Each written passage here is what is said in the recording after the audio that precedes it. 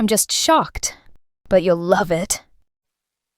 I dated a Korean billionaire, then his mother humiliated me. She said, "You'll never be part of our family." And then I always dreamed of becoming a dentist. After long years of studying at Seoul National University, I was on the threshold of a new life. Diploma almost in hand, career about to begin. But fate had prepared a plot worthy of a K-drama for me. By senior year, my Korean was nearly flawless, and my GPA was among the best in the faculty. A dental degree would open doors to the best clinics in Seoul. I had almost achieved my dream. And then he appeared. Minho, that's what I'll call him in this story. He burst into my life like a tornado in a quiet library. Tall, with perfect features, as if he'd stepped off the cover of Korean Vogue. His smile could melt Antarctic ice, and his gaze could make you forget everything in the world. We met at a cafe near the university. I was sitting over my laptop when he approached with a cup of latte.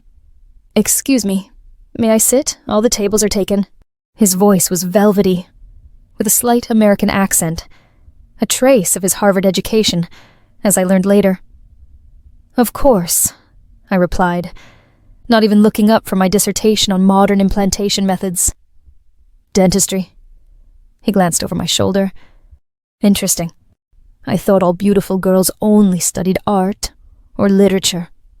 I blushed to the roots of my hair. In Korea, things hadn't worked out for me with men. Language barrier, cultural difference. Plus, I was obsessed with studying. And here, this Apollo was giving me compliments. He turned out to be a top manager at a major corporation. Smart, well-read, with a fine sense of humor. The following months flew by, like one beautiful dream. Minho transformed my gray student life into a kaleidoscope of luxury and passion. Weekends on Jeju Island, dinners at restaurants where one bill cost as much as my monthly scholarship. We rode to the mountains on his sports motorcycle, and I screamed with delight, hugging his waist. He taught me to play tennis at an elite club where membership cost more than my parents' annual salary. "I've never met a girl like you," he whispered in my ear at an observation deck overlooking Seoul. I melted. For the first time in my life, I felt like I was in a fairy tale. But fairy tales always have a dark side. One evening he confessed that the company where he worked was owned by his father. Time stopped. This company was one of the country's chaebols. The family assets were probably worth billions of dollars. "Sorry?" I could barely get the words out. "I'm the heir to a family empire." He took my hand. "And I want you to meet my parents." I spent the 3 days before the meeting in a state of panic.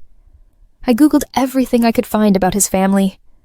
I studied Korean etiquette, ordered a lesson in traditional bowing from an elderly Korean woman in my neighborhood. I bought a white dress from a Korean designer. Elegant but modest, knee-length with long sleeves. No provocative necklines or miniskirts. I had to look like the perfect daughter-in-law for a conservative Korean family. "Remember the main thing," Minho instructed me the day before the meeting. "Be natural, but respectful. Mom might seem strict, but she has a kind heart." If only I had known.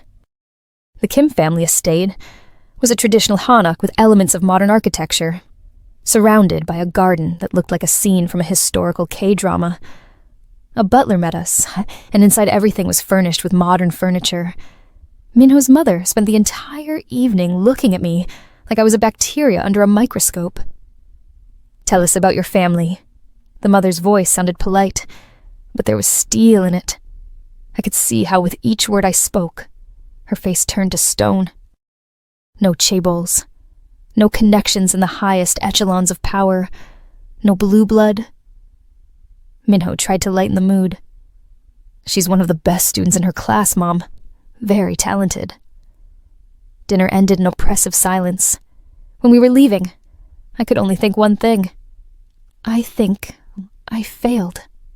The next day, an unknown number called me. "This is the Kim family secretary speaking. The lady would like to meet with you today. I decided this was a good sign. Maybe she wants to get to know me better. Give me a chance. I put on my best dress, spent an hour on makeup and hair. In the mirror was reflected a girl who looked confident, but inside, everything was trembling. She sat at a table by the window, in a strict black chenille suit. Sit down. She pointed to the chair opposite. Do you know why I called you here? No, Mrs. Park. She opened her Hermes purse and took out an envelope. She placed it on the table between us. There's $200,000 cash in here. My heart skipped a beat. Take this money and disappear from my son's life. Time stopped. My ears were ringing. I looked at the envelope like it was a rattlesnake. I don't understand. Don't pretend to be stupid. Her voice became harsher. You are a foreigner. You will never become part of our family.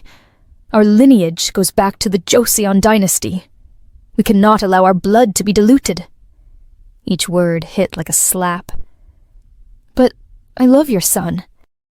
Love? She laughed, and that laugh was worse than screaming. Naive girl. Love is a luxury that people of our class cannot afford.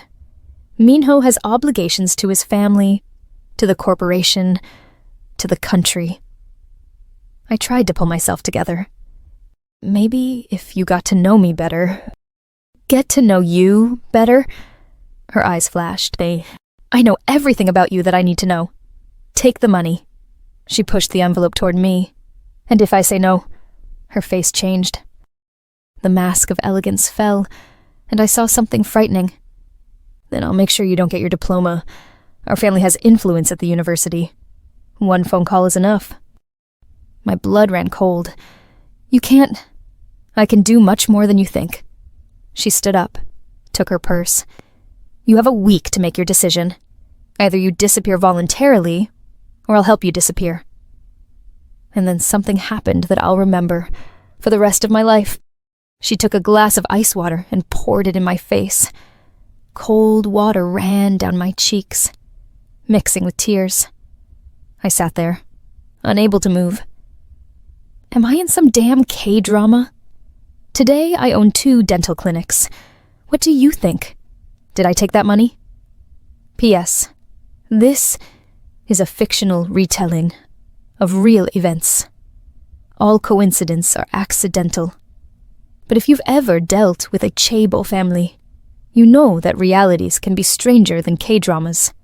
What do you think? Does pure love between the rich and poor even exist in principle? Or are there always hidden motives? And most importantly, have you yourself faced similar discrimination? I'm curious about your opinion. What would you have done in the heroine's place? Would you have taken the money? Share in the comments.